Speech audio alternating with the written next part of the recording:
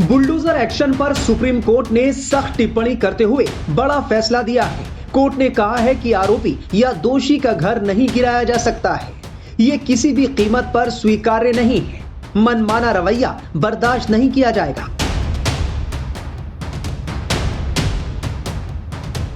अधिकारी मनमाने तरीके से काम नहीं कर सकते। बगैर सुनवाई आरोपी को दोषी नहीं करार दिया जा सकता है। जस्टिस गवई ने फैसला सुनाते हुए कहा कि अपना घर पाने की चाहत हर दिल में होती है। घर सुरक्षा परिवार की सामूहिक उम्मीद है। क्या कार्यपालिका को किसी आरोपी व्यक्ति के परिवार की सुरक्षा छीनने की अनुमति दी जा सकती है? ये हमारे सामने एक सवाल है।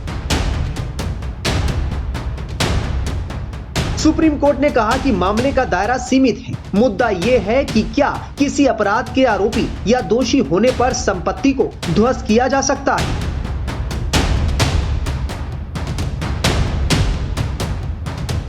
ये मामला 2022 से कोर्ट में था कि इल्लीगल तरीके से अथॉरिटीज़ बुलडोज़र का इस्तेमाल करके लोगों के घरों को गिरा देती हैं। कई बार उसमें सुनवाई हुई और कुछ ऑर्डर्स भी पास हुए। आज उस पर फाइनल जजमेंट आया और फाइनल जजमेंट में कोर्ट ने ये कहा है कि ये घर का जो मामला है, घर तोड़ने का मामला बहुत ही सीरियस इशू है। किसी इंसान का घर जो होता है वो एक सिर्फ एक्यूज्ड का घर नहीं होता, वो पूरी फैमिली का घर होता है और पूरी फैमिली के एस्पिरेशंस एंड होप उस घर से जुड़े होते हैं, उसके फ्यूचर उससे जुड़े होते हैं। तो इस तरह से अगर अथॉरिटीज़ घर को तोड़ती है तो बिल्कुल गलत है और इल्लीगल है। एक बात ये कही। दूसरी बात ये कही कि अगर घर किसी ने गलत तरीके से बनाया है तो उसको देखना पड़ेगा अलग अलग एंगल से। उसमें एक बात तो ये होगी कि क्या वो पूरा घर इल्लीगल है या उसका कुछ पोर्शन इल्लीगल है या फिर उसको कंपाउंडिंग किया जा सकता है या नहीं किया जा सकता है।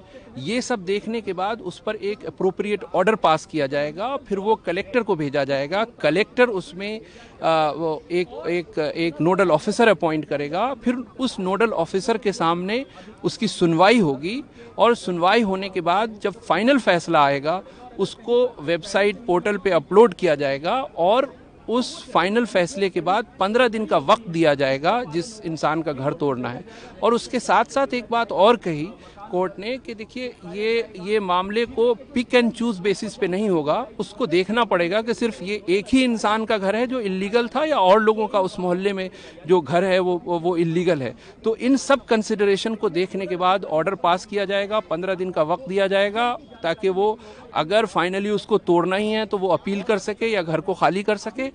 और इन सब प्रोसीजर को अगर किसी ने ऑफिसर ने वायलेट किया है तो उसकी अकाउंटेबिलिटी तय होगी। हो सकता है उसको पर्सनली हर्जाना देना पड़े और घर को रीबिल्ड करने में उस पैसे की रिकवरी उसके पर्सनल पॉकेट से किया जाए। तो ये एक बड़ा गाइडलाइन है। ये ऐसा लगता है कि इस जजमेंट के बाद अब इंस्टीट्यूशनल अकाउंटेबिलिटी आएगी और ऑफिसर्स इसको फॉलो करेंगे। इंक्रोचमेंट को लेकर क्या है, यही गाइडलाइन लगेगी या उसको उसी तरह से छोड़ा है जैसे पहले था? देखिए, इंक्रोचमेंट अलग अलग तरह के होते हैं, लेकिन इसमें कुछ इंक्रोचमेंट्स पे एक्सेप्शन है, जैसे वाटर बॉडीज, रेलवे ट्रैक वगैरह, रोड वगैरह पे। तो उस पर ये डिटेल्ड गाइडलाइन उस स्पिरिट में लागू नहीं होगी, लेकिन उस जजमेंट को देखने के बाद फाइनल इस पे बताया जा सकता है कि उस एक्सेप्शन को किस हद तक अथॉरिटीज फ्री होंगे अपने पावर को एक्सरसाइज करने के लिए। सुप्रीम कोर्ट ने कहा कि एक घर केवल एक संपत्ति नहीं है, बल्कि सुरक्षा के लिए परिवार की सामूहिक उम्मीद का प्रतीक है। था वो बुलडोजर इनजस्टिस था। आपने किसी भी अक्यूज के घर को किसी भी बात पे किसी पे भी इल्जाम लगा के घर तोड़ देते थे। अब सुप्रीम कोर्ट ने दिशा निर्देश पास किया है कि आपको नोटिस देना पड़ेगा, कम से कम 15 दिन का वक्त देना पड़ेगा। जो कंपाउंडेबल है प्रॉपर्टी का पार्ट उसे कंपाउंड किया जाएगा और अधिकारियों पे एक जिम्मेदारी डाल दी गई कि अगर कोई अधिकारी गलती कर रहा है, कानून तोड़ रहा है इससे रिलेटेड, तो उनकी पर्सनल जिम्मेदारी होगी। अगर उन्होंने कोई प्रॉपर्टी डिमोलिश की है, इलीगली डिमोलिश की है, तो उसको रेस्टिट्यूट करने की। ये अपने आप में एक बहुत बड़ा प्रावधान बना दिया है कोर्ट ने, क्योंकि अधिकारी भी अब एक बार सोचेंगे जब उनकी खुद की जिम्मेदारी, उनके खुद के जेब से पैसा जाएगा। जब किसी गरीब, मजलूम या किसी माइनॉरिटी का या किसी का घर जब तोड़ देते थे तो वो उस पर ज्यादा सोचते नहीं थे। सर, सुप्रीम कोर्ट ने कार्रवाई में भेदभाव की भी बात कही कि कुछ का घर तोड़ दिया जाता है, कुछ के घरों को छोड़ दिया जाता है। इस पर क्या सुप्रीम कोर्ट ने साफ तौर पर कहा? सुप्रीम कोर्ट ने साफ कहा कि अगर एक जगह घर है वहां पे और आपने एक ही लाइन में घर, आपने बस एक घर पकड़ा उसको तोड़ दिया, तो ये दिखाता है कि एक भेदभाव है। अगर एनक्रोचमेंट है उसी लाइन में बाकी घर है तो वो भी एनक्रोचमेंट है।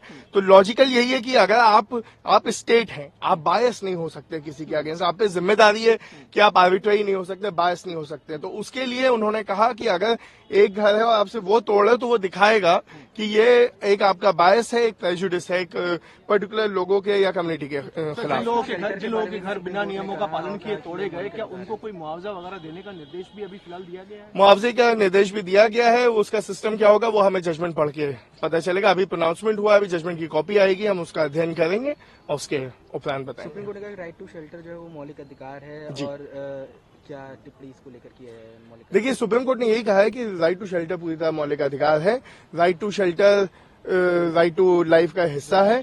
और आप जब किसी का घर ऐसे तोड़ देते हो जाके, जो उसने जिंदगी लगा दी है बनाने में, तो आप उस मौलिक अधिकार की अवहेलना करते हो, उसके विपरीत कार्य करते हो। और इसलिए उसको रिकॉग्नाइज किया है फिर से, जो कि पहले भी रिकॉग्नाइज्ड राइट है, उसको फिर से रिआइट्रेट किया है कि राइट टू शेल्टर जो है वो एक मौलिक अधिकार है।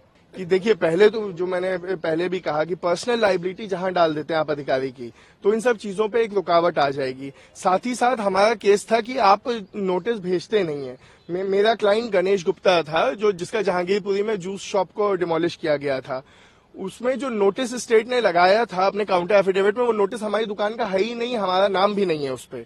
तो ये एक बैकडेटेड नोटिस कई बार लगा देते हैं, गलत नोटिस लगा देते हैं। अब इन सब चीजों पे रोक लग जाएगी। अब इनको सीधा सीधा उठा के डीएम साहब को भेजना पड़ेगा कि हमने ये नोटिस इस तारीख को भेजा। उसके बाद 15 दिन तक, उस नोटिस के रिसीव होने के बाद 15 दिन तक का टाइम होगा उसका जवाब देने का। वो नोटिस घर पे चस्पा भी होगा, ये नहीं होगा कि सिर्फ भेज दिया, वो चस्पा होगा। सुप्रीम कोर्ट ने अपने आदेश में कहा कि नागरिकों के मन में डर को दूर करने के लिए हमें अनुच्छेद 142 के तहत निर्देश जारी करना जरूरी लगता है।